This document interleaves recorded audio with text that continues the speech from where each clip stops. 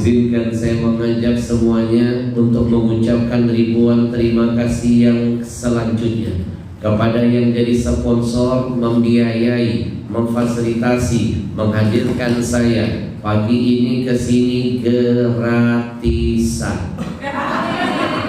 Semua yang nanggung mereka, 1 rupiah pun lapas ini nggak dibebankan biaya apapun juga. Nikmat apa lagi yang kau dustakan? Wabi ayyi maaf kalau mengundang pribadi mahal kan? Yang mahal bukan saya, ongkosnya. Kalau saya insya Allah tidak pernah mikir bayaran. Siapapun yang mengundang, dimanapun tempatnya, ketika saya ditelepon, Ustaz boleh mengisi ke tempat kami, saya jawab bisa, insya Allah dengan izin Allah, biiznihi wa biqudratihi. Tidak pernah sedikit pun bunda saya mikir bayaran, tidak pernah saya pikirkan sedikit pun. Kenapa? Biarkan panitia memikirkan.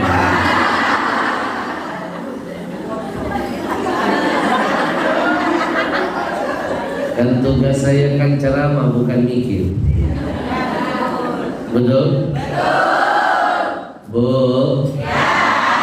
Tapi hari ini ada pejuang-pejuang Allah. Saya panggilkan salah seorang dari mereka, berawal dari kota Riau. Mereka ini mujahid di jalan Allah. Berawal dari anak muda dari kota Riau, merangkul anak muda dari Palembang, Lampung, Jambi, Medan, Aceh, Sulawesi, bahkan Kalimantan. Mereka membentuk satu kekuatan. Mereka namakan komunitas Riau Indonesia Mengaji. Takbir. Mereka tidak seperti anak-anak muda kebanyakan di negeri ini. Masa mudanya cuma habis nongkrong di pinggir jalan ngitungin mobil lewat, tawuran, kebut-kebutan, geng motor, main slot. Jangankan berguna bagi bangsanya, bagi agamanya nggak ada gunanya. Jangankan bermanfaat bagi Allah dan Rasulnya, bagi dirinya dan orang tuanya nggak ada manfaatnya. Tapi anak-anak muda ini berbeda dengan yang lainnya. Kalau mereka ingin jadi yang muda yang beragama, yang muda yang berkarya, yang muda yang berakhlakul karimah. Kalau dulu teman-teman pasti pernah mendengar ada istilah AMD, Abri Masuk Desa. Sekarang mereka sudah bikin program berjalan 7 tahun Bunda Neti. Namanya UMD, Ustadz Masuk Desa. Saya salah satunya yang sering jadi korban mereka. Kadang-kadang saya dikirim mereka berdakwah, masuk kampung, keluar kampung. Saya merasa jadi orang kampung. Kadang-kadang saya dikirim mereka berdakwah, masuk desa, keluar desa. Saya merasa jadi orang desa. Pernah waktu itu Bunda Neti, saya dikirim mereka masuk hutan. Senang ya lihat saya susah. Susah lihat saya senang. Saya pernah dikirim mereka berdakwah masuk hutan nih, keluar hutan. Saya merasa yang bilang saya orang hutan, saya laporkan ke polisi. Ini kena pasal perbuatan tidak menyenangkan. Semua biaya Bunda menghadirkan para habaib, para kiai, para ustaz, para ustazah, para syekh di seluruh penjuru negeri ini, yang nanggung, yang bayar mereka semuanya. Panitia tidak dibebankan 1 rupiah pun. Mulai dari tiket pesawat ustadz dan timnya pulang pergi yang nanggung mereka. Saya kalau keluar kota kemana-mana nggak pernah pergi sendirian Bunda, nggak pernah. Saya bawa gerbong.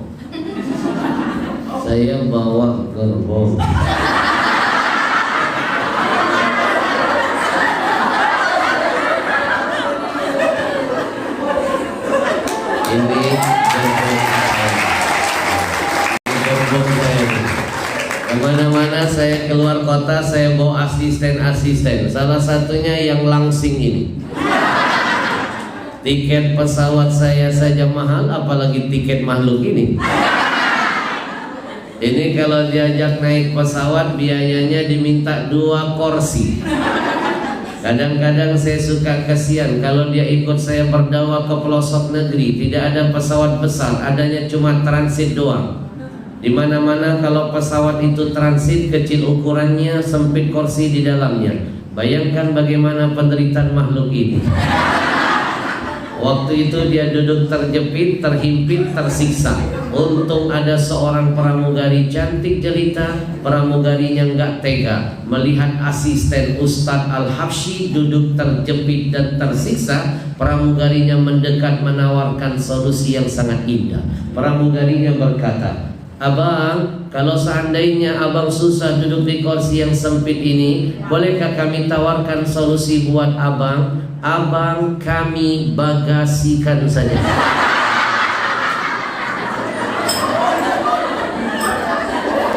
Untuk asisten saya ini lebih cerdas dari pramugari. Dia jawab solusi pramugari dengan meminjam bahasa iklan yang ngetop di TV. Apa kata dia? Solusi buat lo, masalah buat gue.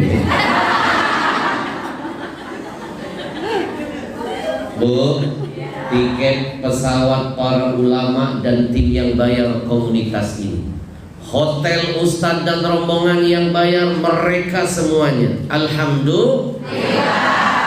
Bahkan mobil antar jemput ustadznya itu yang bayar mereka semuanya. Tadi saya kesini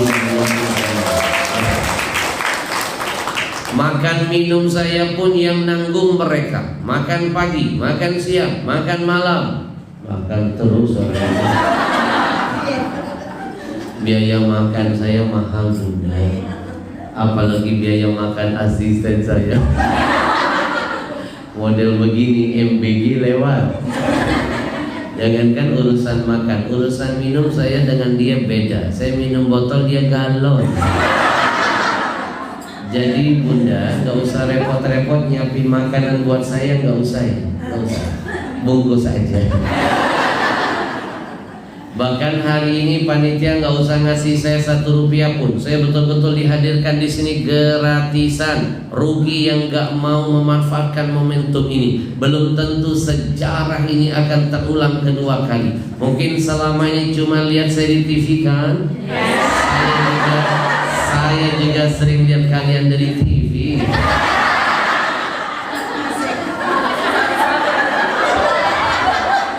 Kita ucapkan dulu ribuan terima kasih untuk komunitas Riau Indonesia Mengaji yang terus menghadirkan para ulama ke pelosok negeri ini. Mudah-mudahan Allah balas kebaikannya, Allah jaga semangat istiqamahnya.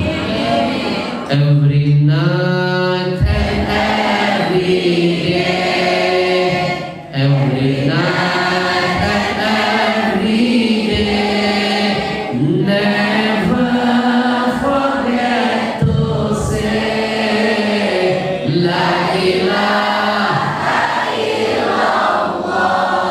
Never forget to say La ilaha illallah. Hari ini saya titipkan ilmu pertama. Tidak ada seorang manusia pun di atas muka bumi ini yang tidak pernah bikin dosa, yang tidak pernah berbuat salah dan alfa. Itu sebabnya kita dinamakan insanun, diambil dari kata nasiya, makhluk yang pasti pernah lupa. Alfa pernah bikin dosa. Jangankan kita, termasuk yang ngomong ini, kakek moyang kita, Nabi Adam alaihissalam, abal bashar, bapak manusia semuanya. Nabi Adam itu sudah berada di surga. dikeluarkan Allah dari surga, tereliminasi karena kesalahannya, kealfaannya, dan dosanya. Betul? Bun, Nabi Adam sudah di surga, dikeluarin hanya gara-gara bikin satu dosa. Sudah di surga, dikeluarkan hanya gara-gara satu dosa. Kita yang masih tinggal di Pondok Bambu, Jakarta, Indonesia, bikin dosa saban hari, mimpi masuk surga. Hello. Coba malu nggak kira-kira? Nabi Allah Adam sudah nongkrong di surga, dikeluarkan dari surga gara-gara satu dosanya. Kita rajin bikin dosa, tapi pengen masuk surga. Betul? Betul? Kenal Nabi Adam? Di mana kenalannya? Lebih membahayakan ini. Kalau mereka kenal Nabi Adam, berarti mereka malu purbakala. Tapi sebaik-baik orang pendosa, sebaik-baik orang yang berbuat dosa, kata Nabi, dia menyegerakan taubatnya kepada Allah. Kullu bani Adam khata'un, setiap anak Adam itu pasti pernah berbuat salah, kata Nabi. Wa khairul khata'in at-tawwabun, sebaik-baik pendosa, sebaik-baik orang yang berbuat salah, mau menyesali kesalahannya, bertaubat kepada Allah, lalu berjanji untuk mengisi sisa umurnya dengan kebaikan di jalan Allah Subhanahu wa ta'ala. Alhamdulillah.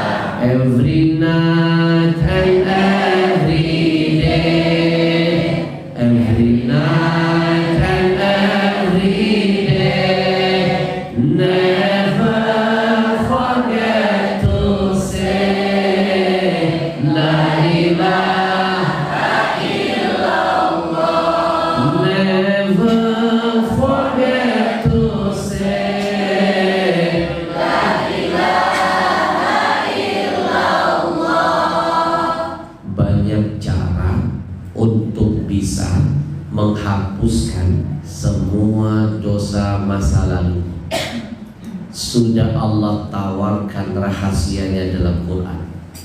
Innal hasanat yudhibnas sayyi'at, hanya dengan kebaikanmu akan menghapus keburukanmu.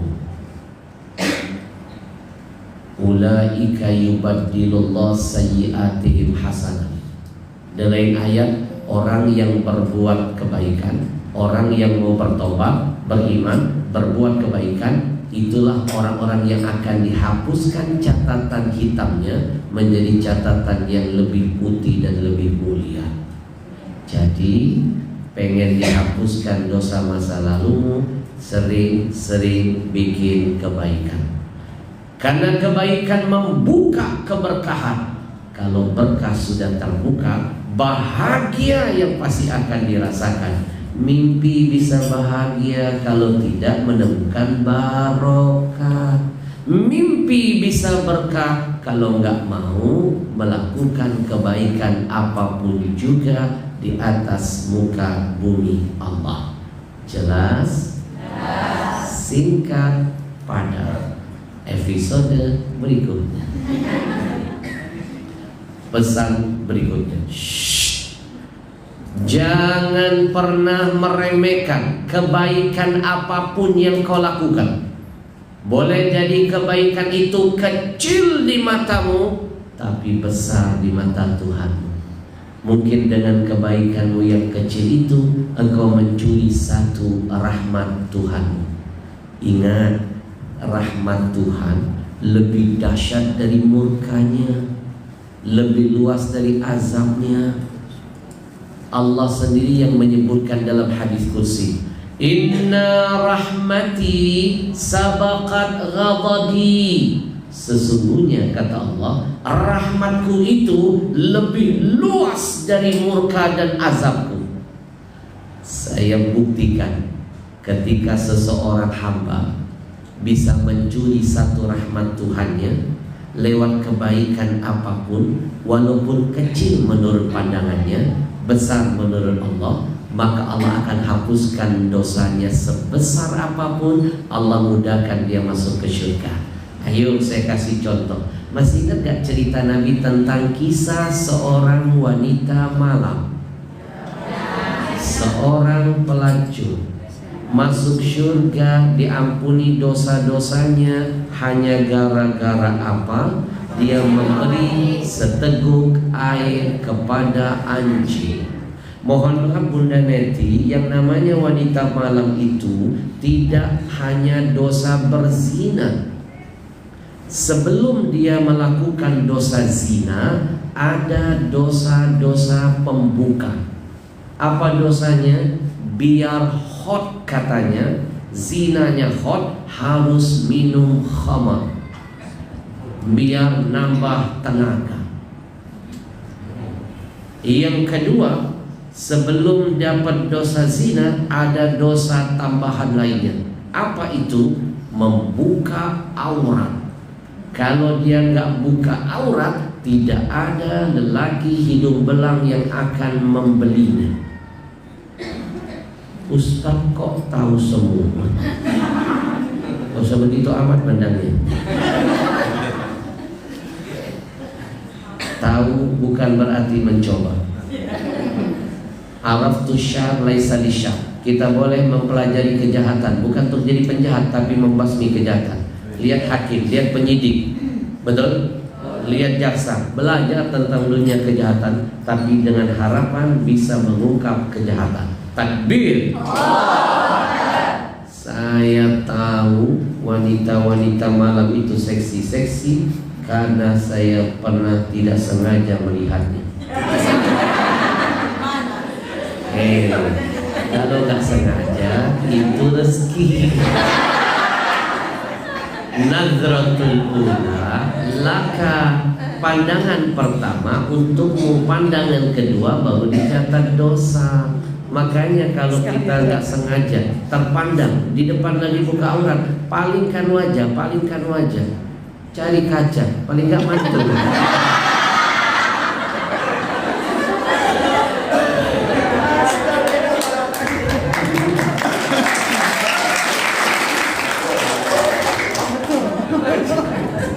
Saya pernah tahu gini karena ada cerita lucu.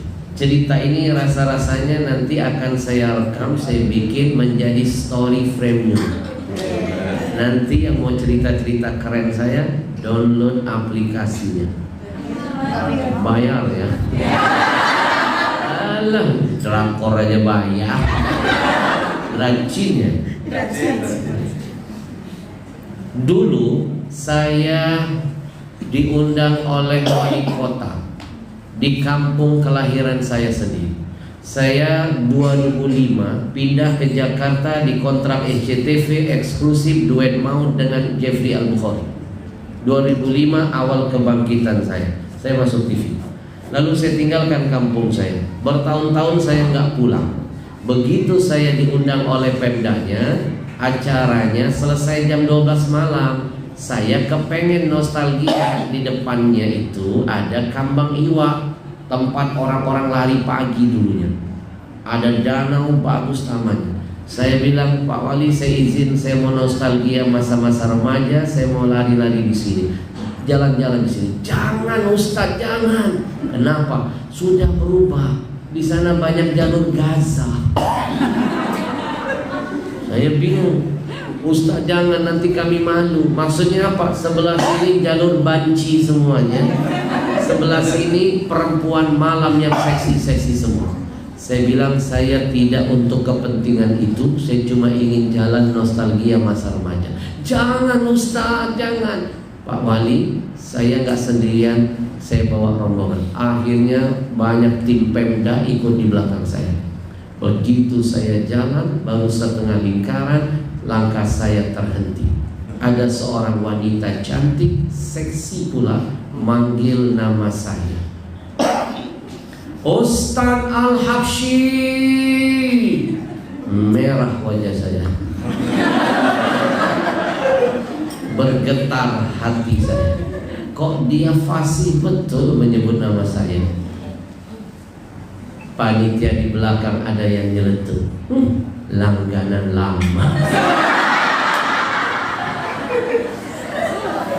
Aduh, itulah kadang-kadang manusia belum tabayun sudah berani menyimpulkan, belum kenal, belum tahu sudah komen. Dosa dipelihara, betul? Saya bilang, kalau saya bilang langganan lama dosa. Kita tanya dia, betulkah dia kenal saya? Saya mendekat kan terlihat auratnya. Tapi saya langsung balikan begini. Dia kaca.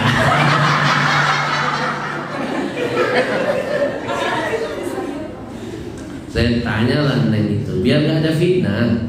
Neng, maaf ya Neng, Neng kenal saya, jujur. Neng kenal dengan saya. Dia jawab, saya jujur, saya kenal dengan Ustaz.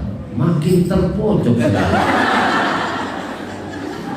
Anita di belakang meletup lagi, alah pura-pura lupa. Neng, biar gak ada dosa di antara kita, biar gak ada fitnah, katakan sejujurnya, jangan ada dusta di antara kita. Apakah Neng pernah ketemu saya? Dia menjawab, tidak pernah Ustaz. Dosa kalian menuduh saya. Terus dari mana Neng kenal saya, tahu nama saya? Dari TV Ustaz. Masya Allah. Emang Neng pernah lihat saya? Pernah. Maaf Neng, saya kalau masuk TV pasti ceramah. Berarti Neng sering dengar ceramah? Iya Ustaz. Wanita yang di mata kita hina, ternyata masih ada sisi mulianya. Percayalah, sebanyak apapun dosamu, sehina apapun dirimu, selama ada ruang dakwah masih masuk ke hatimu, telingamu, hatimu masih mau mendengar nasihat, berarti ada secercah harapan kau bisa menggapai rahmat Tuhan.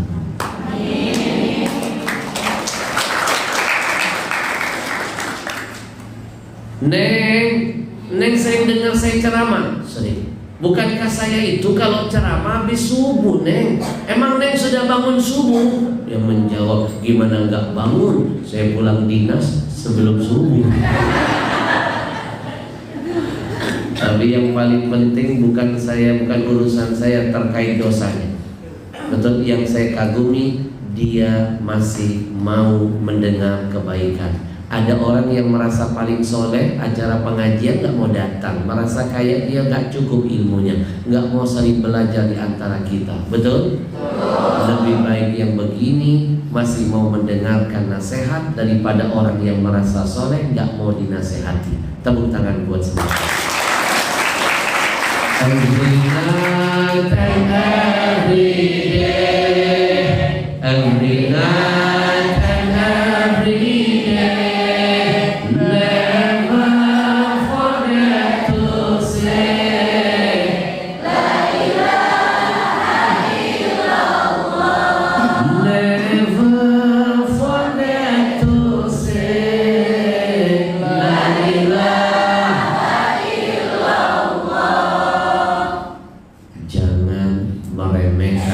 Kebaikan apapun, kecil menurutmu, besar menurut Tuhan.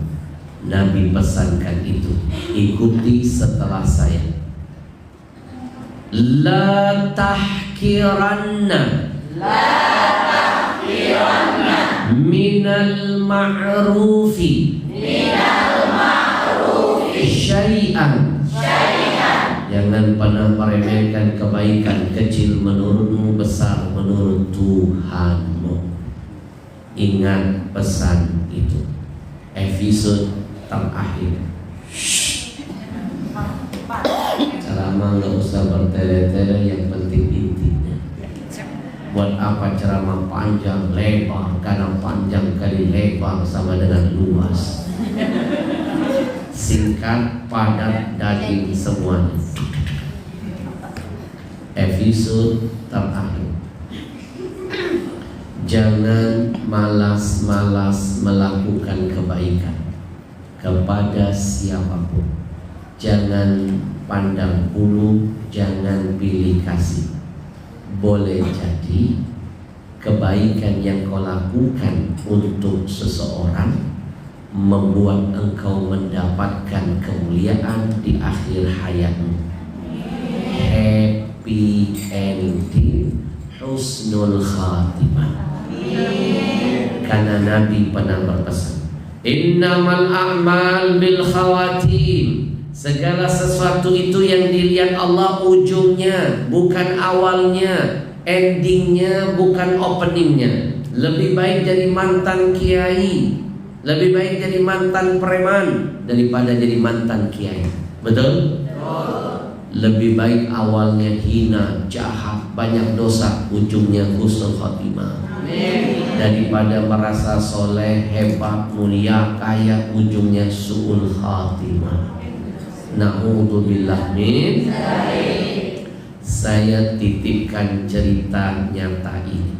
Cerita ini pun akan nanti saya akan jadi film. Bunda saya pernah berhasil bikin film layar lebar. Saya sutradaranya dan saya sempat main di dalamnya. Belum tahu yakin saya. Sukses di seluruh biskup se-Indonesia. Saya angkat dari buku mega bestseller karangan saya. Ini bukunya. Judul bukunya itu Ada Surga di Rumahmu. Nanti kapan-kapan ajak nonton Nobel Isi Umum Hari Raya Idul Adha.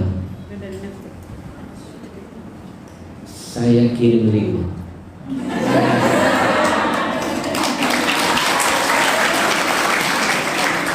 Bunda tinggal klik, siapkan kamera, TV gede itu, tonton. Filmnya keren banget Bunda. Gak cukup ada lucunya, ada sedih, ada serunya. Nonton film saya itu bikin tambah sayang dari orang tua, hormat dengan guru. Nonton film saya gak cukup bawa tisu, kan ibu. Buktikan saya, buktikan omongan saya. Dan satu-satunya film dakwah yang dibeli oleh TV swasta di Indonesia sampai 6 kali rerun hanya film kami.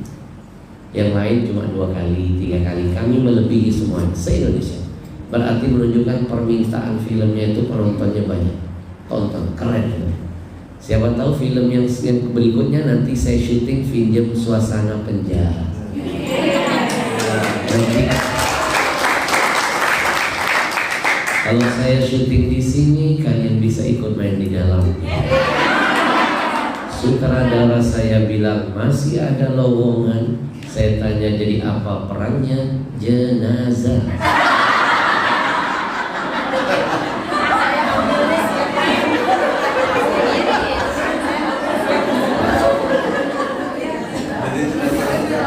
Cerita yang akan saya sampaikan ini syarat dengan hikmah. Cerita yang akan saya sampaikan ini syarat dengan hikmah. Teman-teman dengerin, saya kasih judul Preman Happy Ending. Dulu Bunda, saya pernah diundang tabligh akbar oleh Ikatan Preman-Preman Insaf. Preman-preman Insaf, Taubat Hijrah, bikin tabligh akbar. Saya diundang, saya hadir ke kotanya. Begitu landing, preman-preman panitianya menjemput saya di bandara. Saking menghargai kedatangan saya, dia meniru-niru gaya pakaian saya. Gamis. Dia tiru pakaian saya. Ada yang pakai gamis putih, ada yang hitam, ada yang biru, ada yang merah. Yang terakhir saya agak bingung antara gamis atau abaya istrinya.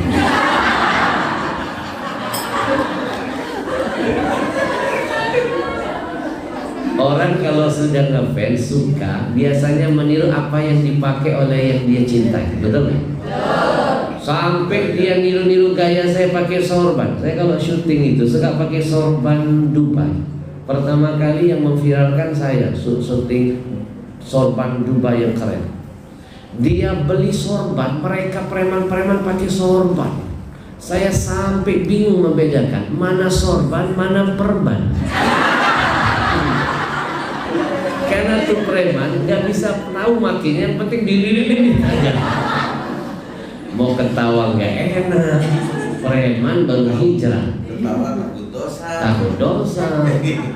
Akhirnya Pak Suherlan, saya tahan lah itu.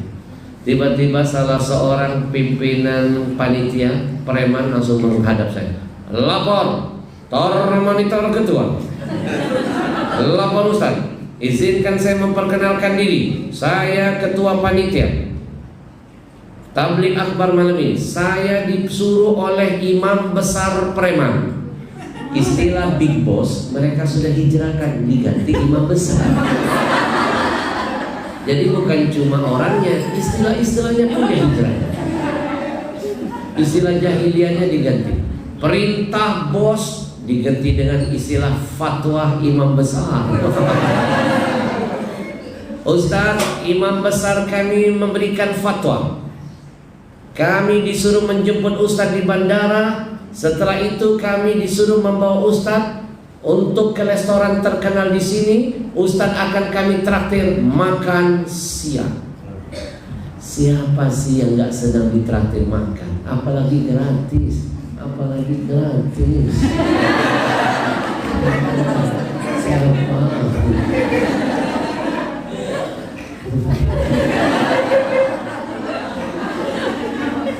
Terima kasih tahu dong.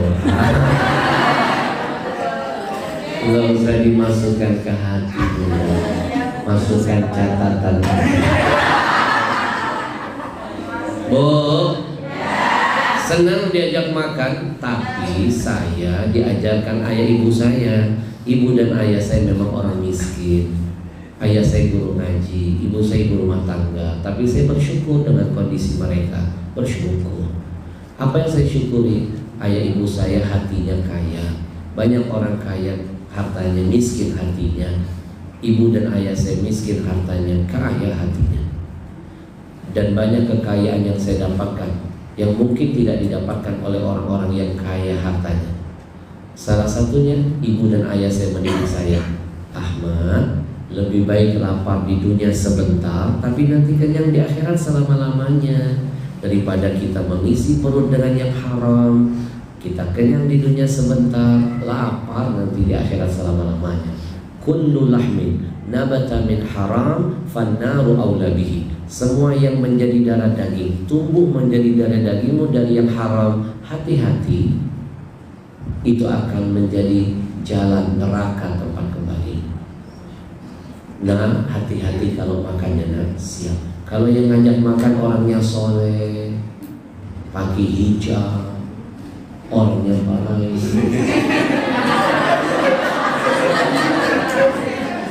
makannya banyak nak, kata ibu saya. Kenapa? Kenapa? Karena begini, ta'amut taqi dawa'un. Makanan yang disajikan oleh orang yang soleh dan solehah itu jadi obat. Jadi bunda, kalau misalnya kita kan habis ceramah nih misalnya,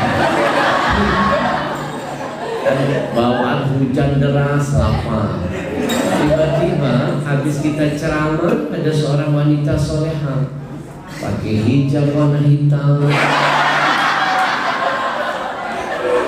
pakai baju warna coklat-coklat muda. Lalu dia berkata, Ustaz, makan siang bareng ya. Wah, kita tahu dia orang solehah, baik orangnya, senyum terus dari awal acara. Jangan ditolak, jangan. Kenapa? Itu makanan yang dia kasih itu jadi obat buat penyakit.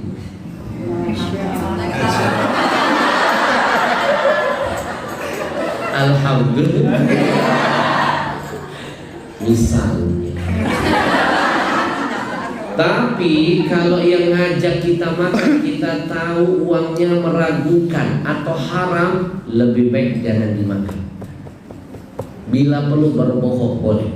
Berbohong untuk keselamatan orang lain boleh, apalagi untuk diri sendiri.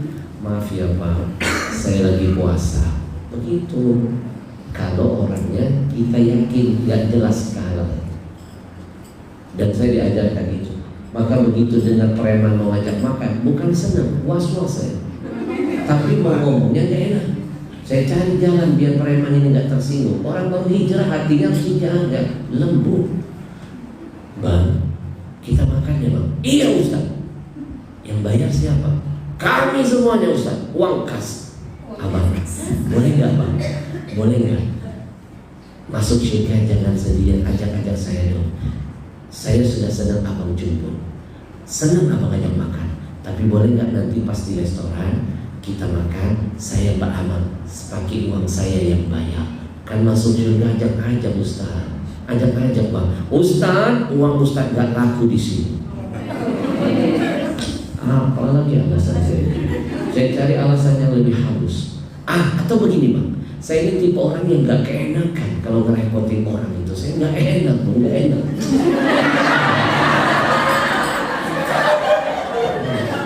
Saya orangnya apa ya? Kalau dikasih saya ambil, kalau nggak dikasih saya tungguin.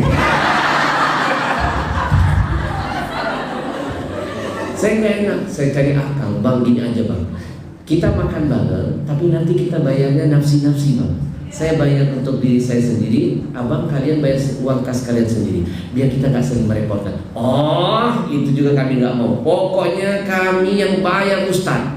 Saya sudah cari kata yang halus, masih gak paham juga tambah Allah. Akhirnya saya terpaksa pakai jurus terakhir. Apa jurusnya? Qulil haq walau kana murra. Katakan yang pahit, katakan yang benar walaupun pahit. Karena gak semua yang pahit itu jelek. Minum jamu, awalnya pahit, bawa tidur, segar, nyenyak. Minum jamu ya. Begitu bangun segar, fresh, betul nggak? Tapi kalau minum sirup, awalnya manis, besok mencret. Betul?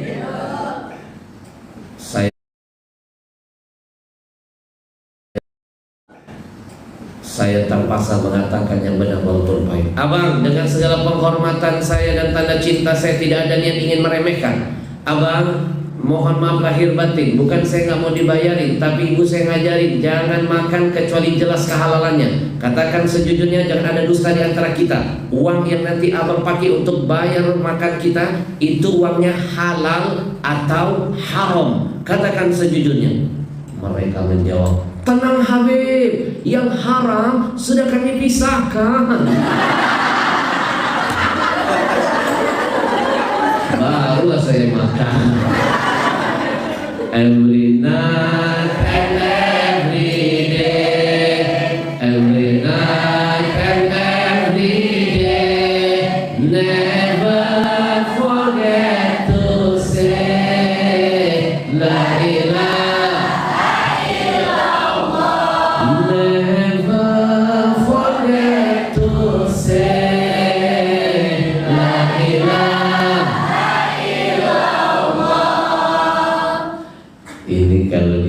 Sinetron, film lucunya dapat, sedihnya keren nanti.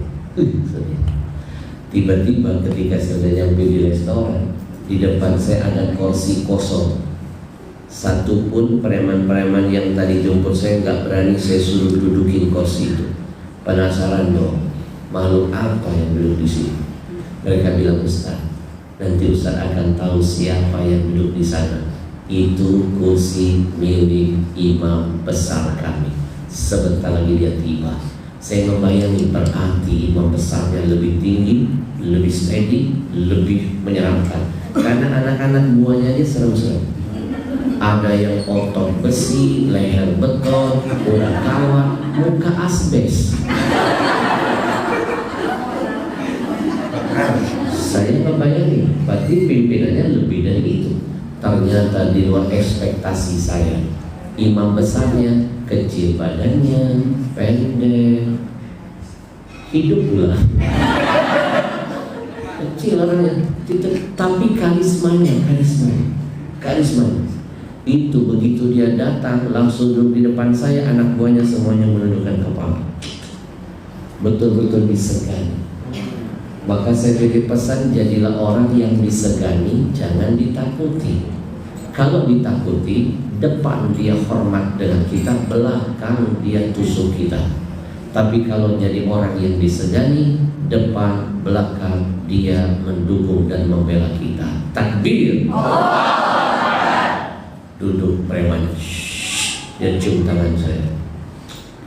Lalu dia menangis menundukkan kepalanya. Habib, mohon maaf saya tidak berani tadi menyebut Habib di bandara. Jujur, sampai detik ini pun saya tidak berani mengangkat kepala memandang wajah Habib. Habib, mungkin di dunia ini saya yang paling hina, saya yang paling banyak dosa, saya yang paling dibenci Allah. Apakah mungkin saya masih bisa mendapatkan tiket husnul khatimah? Hanya itu harapan saya Habib. Mohon doanya Habib. Saya ambil tangannya, saya cium tangannya. Abang, terima kasih. Abang sudah memberikan ilmu tafsiran untuk saya renungi. Untuk perkara ini abang guru saya. Lebih baik kita seperti abang, merasa paling banyak dosa, hina di muka bumi Allah, daripada merasa paling pintar, paling soleh, paling hebat semuanya. Apa bedanya kita dengan iblis? Iblis itu pernah merasa paling mulia dari Adam, sudah berada di surga. Karena dia merasa paling dari makhluk lainnya, akhirnya hatinya keras, timbul sombong. Maka dosa pertama itu adalah sombong. Kalau sudah sombong, jangankan kebenaran dari mulut orang lain, kebenaran dari mulut Tuhan pun dia langgar, gak mau dengar. Gara-gara itu akhirnya Allah usir iblis dari surga, dikeluarkan dari surga, dilaknat sampai kiamat, dipastikan tempat kembalinya neraka. Hanya berawal dari merasa paling mulia. Lebih baik kita merasa paling hina.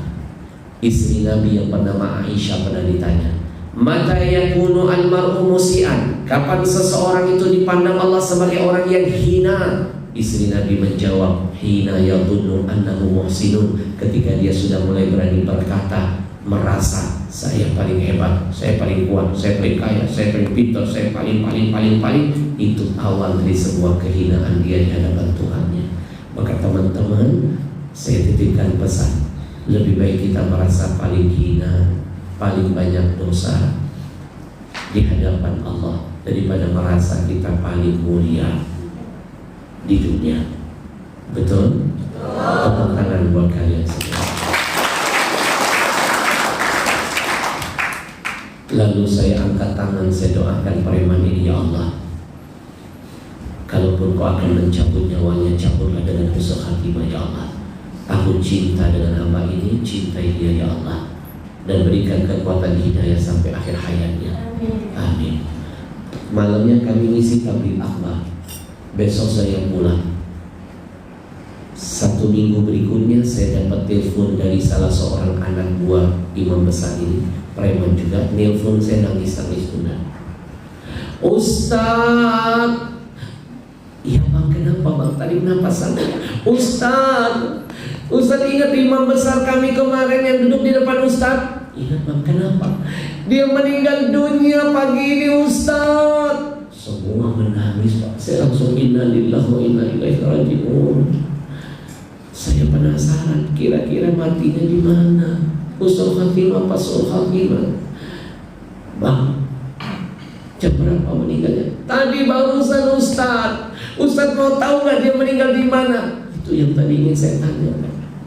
Dia meninggal dunia, masya Allah, di tempat yang baik. Ustaz mau tahu dia sedang berbuat apa? Iya bang, berbuat kebaikan Ustaz. Satu kampung heboh. Saya penasaran, pengen tahu dia meninggal di tempat yang baik seperti apa, sedang berbuat apa. Saya tanya lagi, abang, tadi kenapa sabar ya bang? Kita akan kembali semua kepada Allah. Abang, inna lillahi wa inna ilaihi raji'un, kita milik Allah, kita pasti kembali kepada Allah. Abang kasih tahu saya biar jadi motivasi buat saya, dan saya ajarkan kepada semua jamaah. Imam preman itu meninggal di mana abang? Sedang berbuat apa? Dia jawab sambil menangis. Ustaz mau tahu dia meninggal di mana? Iya bang. Masya Allah, dia meninggal di tempat yang baik, sedang berbuat kebaikan. Satu kampung heboh. Saya yakin kalian penasaran. Penasaran kan? Kalian mikirin nggak perasaan saya waktu itu lebih penasaran? Saya lebih penasaran. Akhirnya saya paksa bang saya, bang jangan bertanya-tanya, kasih tahu saya dia meninggal di mana. Begitu saya agak naikkan suara saya, baru dia kasih tahu. Memang Allah itu kalau memuliakan hambanya hitungan sesaat, begitu juga sebaliknya. Subhanallah, ternyata dia meninggal di mana? Di tempat yang baik.